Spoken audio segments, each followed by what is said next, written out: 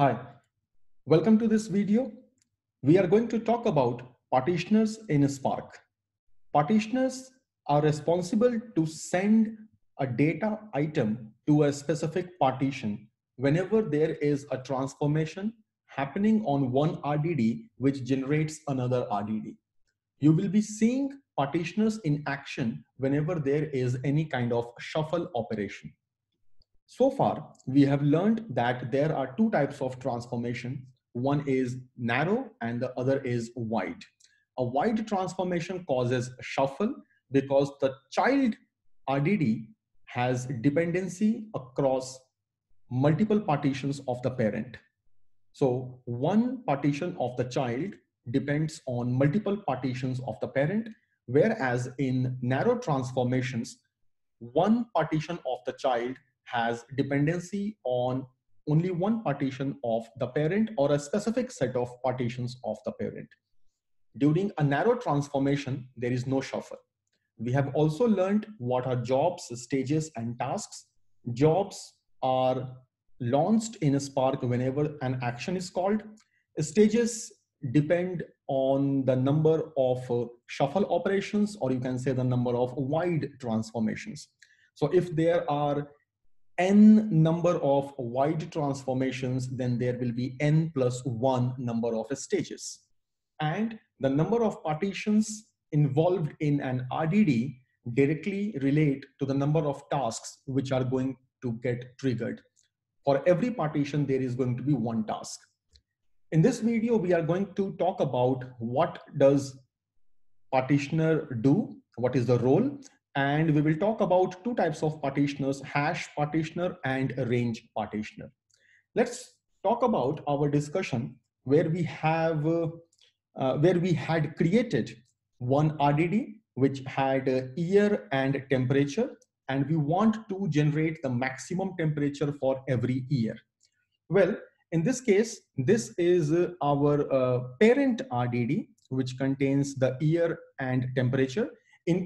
If we want to know which is the maximum temperature for 1 year, we have to collect all the values, which are all the temperatures for that year. If we have the child RDD with only one partition, what we can do is collect together all the values which are temperature for every year. So say for 2018, there will be some values coming from this partition, some values coming from this partition, and we collect all the values like 20 and 20 coming from the first partition and 19 coming from the second partition. Similarly, for the year 2017, we will have some values coming from this partition and some values coming from this partition. So we collect together all the values of 2017, which will be 21 and 22. Similarly, what we can do is we can continue the operation for all the other years, collect together all the values, and then from this list of values, we generate the maximum temperature. Well, the logic would have been to generate the minimum temperature or average temperature, but the flow will look essentially the same. And there is a shuffle, which is exchange of data happening in the middle. Here you can see that while the parent has got three partitions, you would have calculated the parent from some other file or some other RDD. The child has only one partition and there is no parallelism when it comes to computation of the maximum temperature, because all the year along with the values, the temperatures go to a single partition. So in order to parallelize the operation on the child RDD, we need to have multiple partitions on the children. So let's say we have got three partitions in the children, and well, there can be more than three or less than three partitions, but let's talk about three partitions in the children. We need to have a mechanism to collect together all the values for a given key. That is a guarantee we have to provide, or the framework has to provide. And at the same time, for one key, different values should not be scattered across different partitions of the child. So let's say this is again our parent RDD and this is our child RDD. How do we ensure that one key goes to only one partition of the child? One key, as you can see, 2018 is present across multiple partitions. But in the result, we would like to collect all the values for that key in a single partition. Well, one partition of the child can contain multiple keys, but all the values for every key that partition has must be present in that partition. The default mechanism what Spark implements, and this is coming straight from MapReduce, is to use hash partitioner. We have talked about hash partitioner in the previous video, and the way it works is, let's say there are n partitions in the child. What we do is, for the key, we generate the hash of the key of the parent, and whatever is the result, the hash of any key is always an integer. The key can be a string, or the key can be a tuple, the key can be integer or any other data type, but the hash will always be integer. We make a modulus with n, where n is the number of partitions in the child. This returns us the integer between 0 to n minus 1, and that return integer decides to which partition will the key go. For example, let's take a simple example where key is integer, and let us assume that the hash of the key is equal to the key itself. So in our assumption, since k is a positive integer, let us say the hash of the key is the key itself. Here, if and n is equal to 3, so if we make a modulus of 2018 with 3, we will get 2 in the result. Similarly, if you make 2017 modulus with 3, you will get 1 in the result, and so on. You can compute for every key, which simply means that 2018 will go to partition number 2. This is our partition number 0, partition number 1, and partition number 2. In this case, 2018, no matter to which partition they belong in the parent, in the child, they will belong to the partition number 2. So here 2018 with all its values, which is 20, 20, and 19, will go to partition number 2. For 2017, it will go to partition number 1, and we have 2017 coming from different partitions of the parent. So you will have 2017 with 21 and 22 going to partition 1. Partition 1 is the index 1, which is essentially the partition, the second partition of the child. For 2016, if we make a modulus, it gives 0. So for 2016, the values will go to partition number, partition index 0. So we have 2016 with its values like 17 and 22 going here. Well, it's not 22, it's actually 18. So I'll make a correction. It's 17 and 18, 17 coming from here and 18 coming from here. Similarly, let's go to the next 2019. If we make a modulus by 3, it will give us 0. So this 2019 will also go here, and we will have the values for 2019 coming up here. For 2020, we have 2 entries in the parent partition. And again, if we perform a hash modulus with 3, it will give us the result 1. So it simply means for 2020, all the values will be collected in the partition number 1, partition index 1. Here, you will be able to observe that we have distributed our computation across different partitions in the child. This is what the hash partitioner does. It takes the hash code of the key, makes a modulus with the number of partitions in the child, and then sends different keys to different partitions of the child with their corresponding values.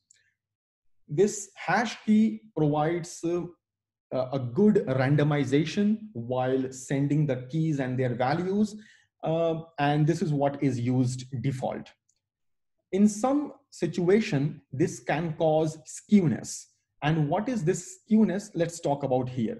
If we have a situation like this, where in the parent, we have year and temperature combination like this, and in the child, we have three partitions, which is n is equal to 3. Now, if I try to make a mark of to which partition will the key belong, I just make a hash modulus with 3. For 2019, I will get 0. For 2016, I will get 0, and this will be 0. For 2016, it's 0, 0. For 2018, I will get 2. And I'm just marking to which partition will they eventually go. In this case, we can observe that in the partition 0 of the child, we will have many keys along with their values coming in. We will have keys 2016 along with their values. We will have 2019 along with their values. And in the partition index 1, we will have no key present, whereas in partition index 2, we will have only one key, which is 2018 with their values. Well, you can see in this situation, partition index 0 is heavily loaded, whereas partition index 1 has got no data and partition index 2 is lightly loaded. Well, this is this is an imbalanced situation. If we compare this with the previous uh, flow, there was a much evenly spread data. So the spread of, or the distribution of data to the different partitions because of the hash partitioner can get imbalanced, can get skewed. This situation is called skewed, where one partition has to process lot more data than the other partitions. So Spark gives you the flexibility to choose your own custom partitioner to deal with such situations. But many a times the hash partitioner is quite okay. And if you see from your UI that one of the tasks is taking longer, much longer time than the other tasks, you can think of properly redistributing, either choose a different key or combination of key, or choose a different partitioner altogether, which tries to make as balanced distribution as possible. Now, let's talk about one more partitioner, which is the range partitioner. Here, let's say we have an RDD of integers and our intention is to sort it either in ascending or descending order.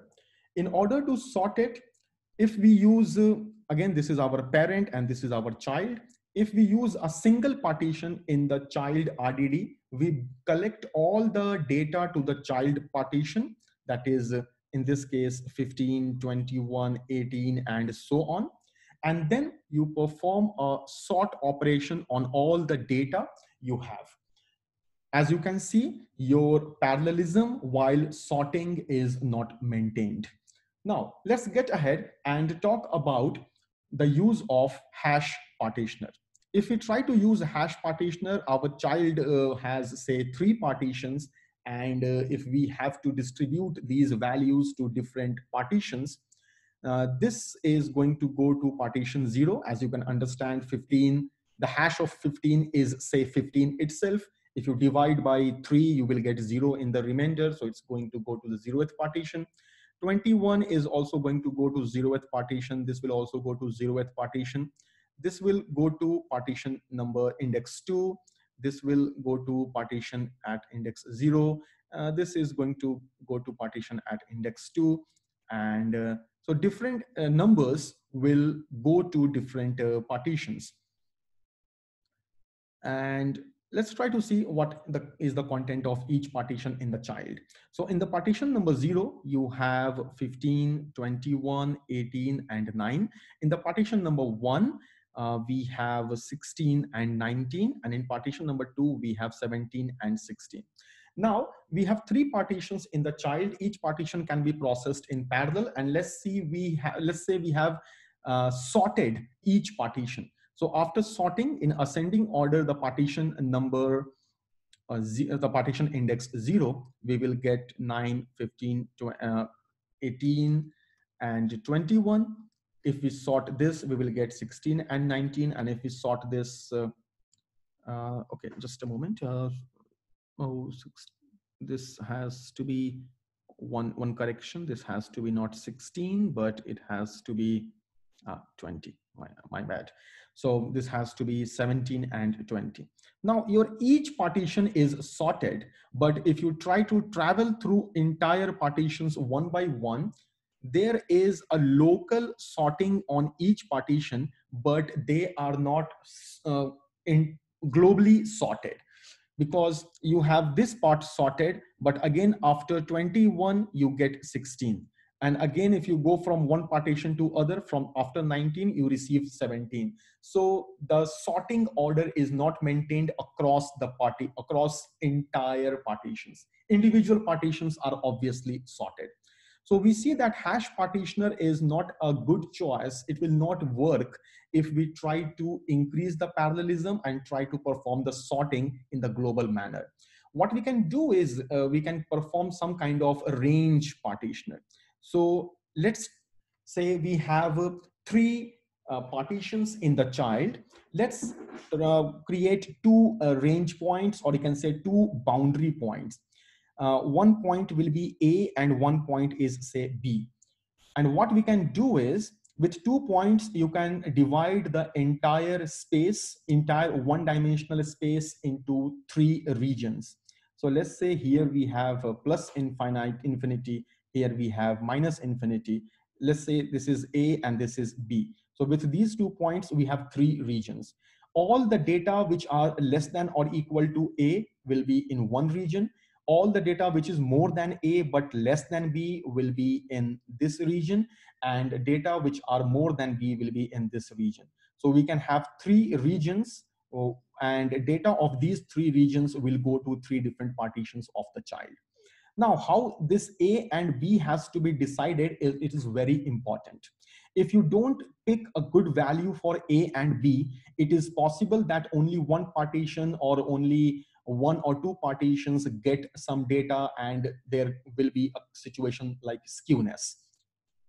Let's see one example. If you choose A to be 0 and B to be say 50, then you will say, okay, all the data which is less than equal to 0 will go to partition index 0.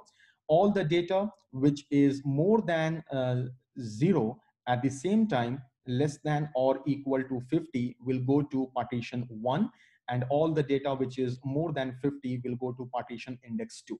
In this case, all the data points which we have lie in the range of 0 to 50.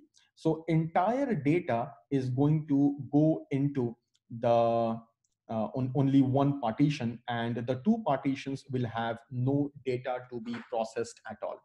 So the choice of A and B is very important.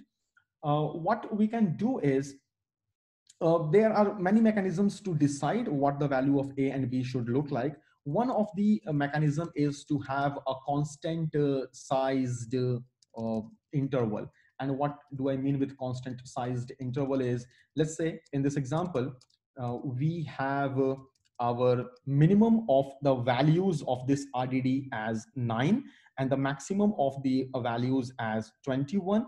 And we should divide the 9 to 21 in 3 ranges. And in order to do that, we need 2 boundary points.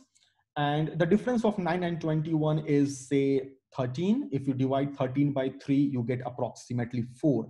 So what we can do is we can have 9 plus 4, which is 13, as one boundary point, and 13 plus 4, which is 17, as the other boundary point. And the way it will work is all the data between 9 to 13 will be going to partition number 0. All the data more than 13, which is 14 till 17, will go to partition index 1. and all the data more than 17, which is 18 to 21, will go to partition number 2. If we try to do this, you will be able to see that this 9 will go to partition number 0. And in the partition number 1, you will have this part coming in, this data coming in, as well as this one. So we have 15, 17, and 16. And in the partition number 2, we will have all the data between 18 and 21. And it's easy to see that these data will go to the partition index 2. And in the third partition, which is the partition index 2, we will have 21, 18, 16, and 19 coming in. Now, if we try to sort all the partitions, here it will be only 9. In this partition, we will have 15, 16, 17. And in this partition, we will have, one second.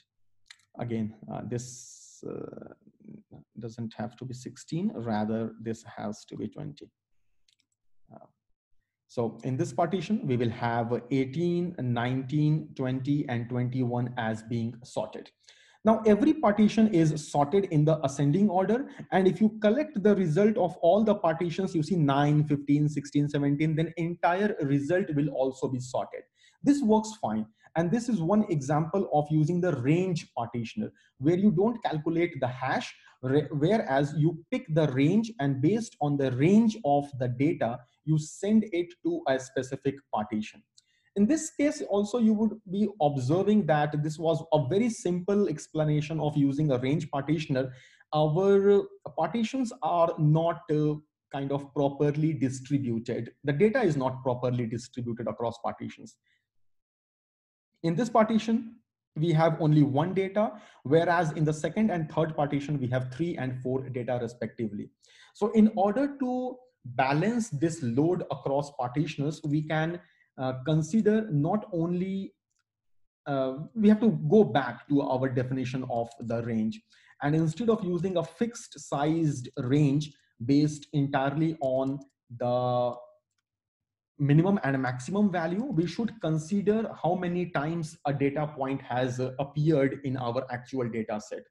And I'm not going to talk more about like how this calculation happens. There is some fundamental statistics involved into it. Again, it's not very difficult to visualize that either. Now, let's see, if we decide our boundary, the minimum is 9 and the maximum is 21 in the input data. And let's say instead of using fixed interval ranges, we choose our boundary points as say 16 and 18.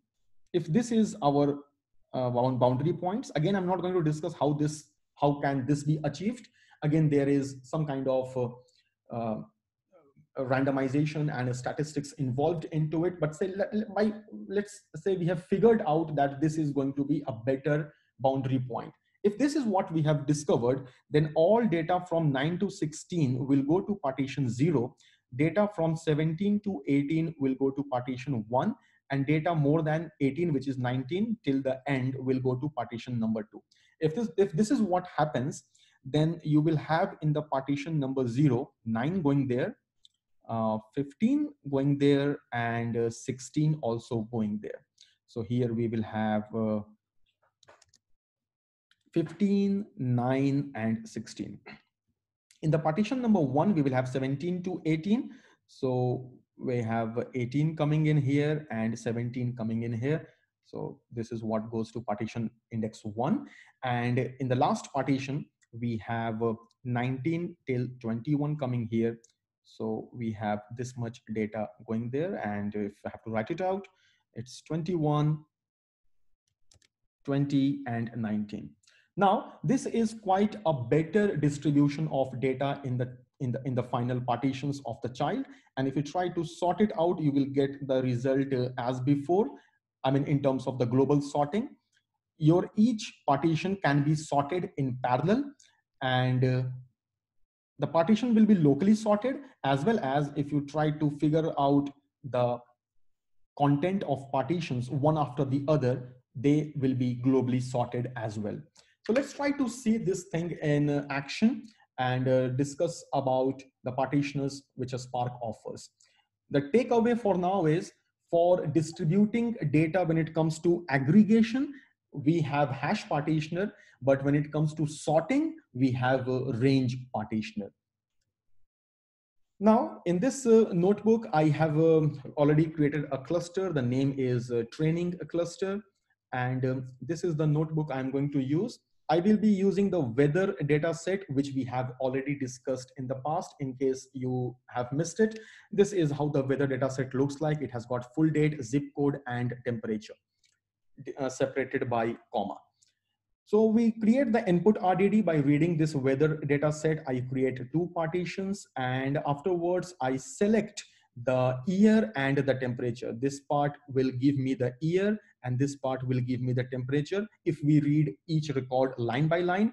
And what we are doing is we are creating a pair RDD where the output is a pair of year and temperature, both integers. So my selected fields RDD is a pair RDD. Then I create the max temperature RDD by reducing all the values, which are all the temperatures, and getting the maximum out of it. We have already talked about this program in the past, so let's not go much into detail. And this max temperature RDD is going to contain the maximum temperature for every year. I will be printing out the content of the max temperature RDD, and then I will be trying to see what is the partitioner function used in in generating this RDD. In this notebook, you will be observing some new changes. The first thing you will learn about is when you call the partitioner on an RDD, you get the information about which partitioner was involved to create this RDD.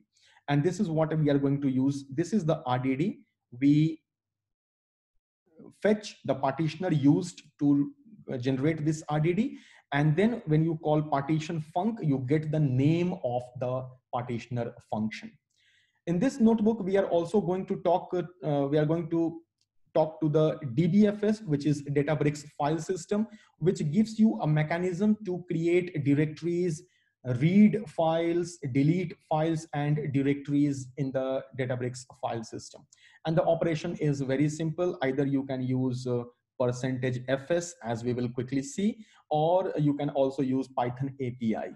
So if your data is say inside /tmp, and if you want to use Python API, you will have to use /dbfs as prefix, because that is the mount point, and then use /tmp. We will see this shortly in action.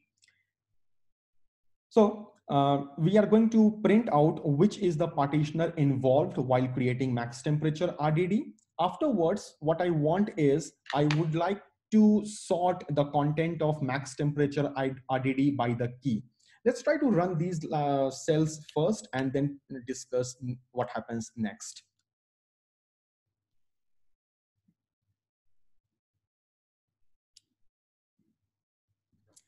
The processing has complete. As you can see, the max temperature RDD looks like this. For every year, there is a maximum temperature, and there is no ordering on the year or the temperature. Like 2016 is here, then you get 2018, and then you get a lower year, then you get a higher year. So there is no ordering, but what you get is for every year, you have the temperature value with you. And if you try to see the partitioner function involved, it uses a portable hash, which is the hash partitioner, to generate the max temperature RDD.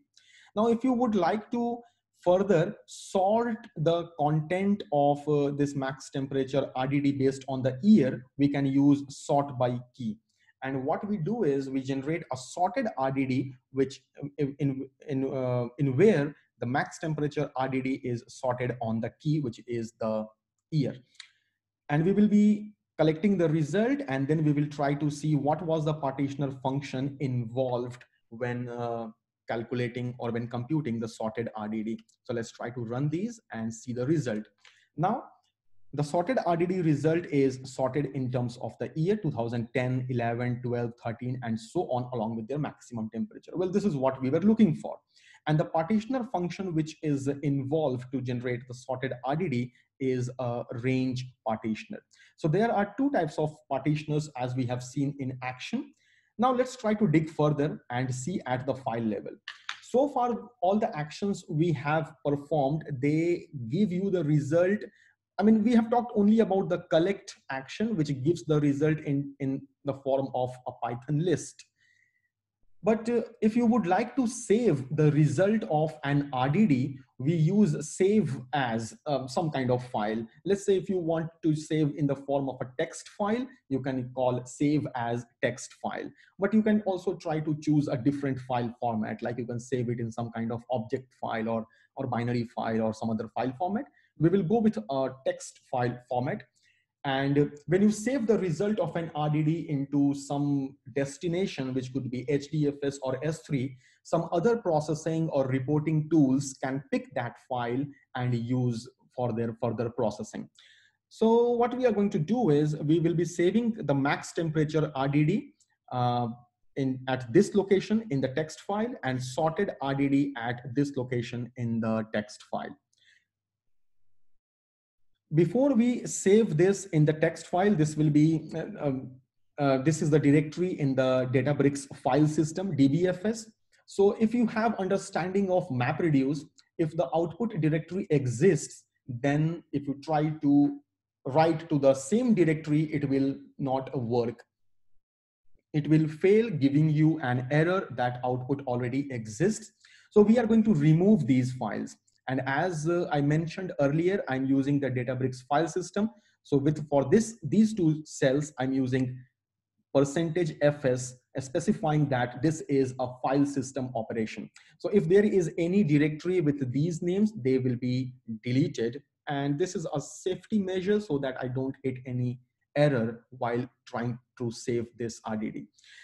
Now, if you just go back, there was no Spark job called whenever there was a transformation, like you called map, we called reduce by key, there was no Spark job involved. When you called collect, there was a Spark job involved as expected. When we called sort by key, there was also a Spark job involved. We'll talk about this shortly. And when we call save as text file, since this is also an action, so this will trigger the computation of the RDD. RDD lineage is going to be executed and the result is going to be saved at this location. We will then try to see the content of that location, and let's try to save both the RDDs at their respective locations. Now, if I try to ls at this location called as max temperature, let's see what do we get. This is the directory which contains 3 files. 2 are the data files, which are part 00 and part 001, which simply means there were 2 partitions in the max temperature RDD, and for each partition there is a file created in the destination directory. There is also underscore success file. If you look at the size, it is a 0-byte file, and this simply represents that the operation was successful. Now I'm going to read both of these files, and I will be using a head command on the DBFS to read the content of the files. The first file contains these year and temperature, which is the maximum for each year. And the second file has also year temperature corresponding to it. If you take a close look, the first file contains only those years which are even, and the second file contains only those years which are odd. So all these are even years and all these are odd years. And this is what you will expect. Here our n was 2, which is the output, the number of partitions in the child RDD. And if you have any integer, say x, and if you make a modulus with n, you will get 0 if the x is even, and you will get 1 if the x is odd. And this is exactly what has happened over here. All the odd years have gone to partition 0, and they were produced as a file when partition 0 was executed. And all the even years went to the partition 0, and all the odd years went to the partition 1, where they were executed and a file was created in the output directory. And this is possible because internally hash partitioner was used. Now let's try to take a look at the file content of the directory where this sorted RDD was saved. sorted RDD was saved at this location. So I'm going to call ls at this location. And for this location also, there are two data files, one for each partition, and there is a success file. I'm going to read both of these files. In the previous example, we saw that head is the command which can be used to read the file. Apart from head, you can also use open function of Python. So when you use open function, you give the path of the file which you want to read or write. Here we are going to pass R, which means we are going to read it, and we are going to read the entire content of the file and print it. And as you will be able to see that in the DBFS, the actual directory was starting from /file store /output. But when you want to use Pythonic way to read the file, you have to attach a prefix /dbfs. This is the mounting present in the Databricks file system. And the rest of the path remains the same as of the original content or original path you have observed in the previous result. Now, if I try to read I will be trying to read the first and the second file. The first file was produced by the partition 0, as you can see from the name, and the second file was produced by partition 1. So let's try to read the files one by one. You will be able to observe that the first file has got all the content sorted. Again, this is not a global sorting, but only this subset of the actual output is sorted on the basis of the year 2010, 11, 12, and so on. Similarly, the partition index 1 produced a file, and that file is also sorted on the year. And also this is only a portion of the entire output. But if you combine both these files, partition 0 and partition 1, they will also be sorted. And this is what we have already seen before when we tried to collect the result of sorted RDD over here. So your sorting can also be parallelized. Your aggregation can also be parallelized by use of different partitioners. So in this section, we have learned about the need of partitioners and the types of partitioners Spark has, though we have not discussed, but you can use your custom partitioner as well, and it's very easy to implement. We have also seen that there is a hash partitioner which takes the hash of the key and performs modulus by the number of partitions in the child to compute or to decide to which partition that key will go. And we have seen that a range partitioner can also be used. One interesting point about range partitioner is that if your child has got n partitions, then you need n minus 1 boundary points to create n ranges. As we have seen here, we had 3 partitions and we needed 2 boundary points apart from the minimum and maximum to decide what is going to be, how the range is going to look like. And in order to get a very accurate or as accurate as possible, the boundary points, the range points, Spark has to profile the RDD over which you are calling sort by key. So the last point for this session is, whenever you have a sort by key behavior, which is a transformation, it launches Spark job. And this Spark job simply does a profiling.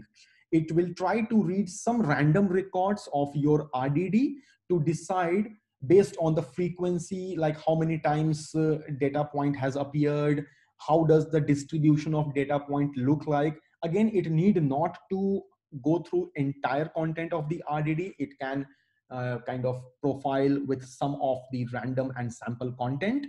But this profiling is very important, and the better is the profiling, the better will be the load distribution while sorting in a parallel manner. And that is the reason why with sort by key, we have a Spark job getting triggered, though it is a transformation, but it triggers a Spark job for the profiling purpose. So that's about the session. And in case you are interested to see the behavior, like how the sorted RDD, when we called save as text file, this Spark job was called. So how sorted RDD lineage looks like, we can go here and try to take a look that there was 3 stages. And this is because we had 2 wide transformations. One wide transformation was the reduce by key, and the second wide transformation was sort by key. So reduce by key and sort by key both cause shuffle to take place. So since we had two stages, two shuffle, which is two wide transformations, we have 2 plus 1, 3 stages. And in each stage, we had two tasks running. You can see 2 by 2 because the RDD had two partitions and the number of partitions was not changed once the RDD was created, which you can verify from here. We created the RDD with two partitions and the same number of partitions uh, remained unchanged throughout the children RDDs. You would have also observed that some of the stages were skipped, and this is an optimization which a Spark does. If a stage has already been computed and the data which Spark needs to compute the next stage is already found, it will skip that stage. And these two stages were already created and computed as a part of the creating the children, the pre-parent RDD. So for the sorted RDD, the parent was max temperature RDD. And if you try to take a look at what happened when you tried to save the max temperature RDD, you will be able to see that these two stages were already computed over here. So whenever a stage, whenever possible, Spark will try to skip a stage if it already has found the data it needs as a part of that stage output. So we have covered quite interesting stuff about partitioners. If you have any question, do let me know through comments. And in the next video, we are going to talk about many other operations on RDDs. We will have upcoming two videos talking about different operations with and without aggregations. In the next video, we'll talk about only those operations where aggregations are not involved. And in the subsequent videos, we will explore other operations, transformations, as well as actions where the aggregations are involved. Thank you for watching this video.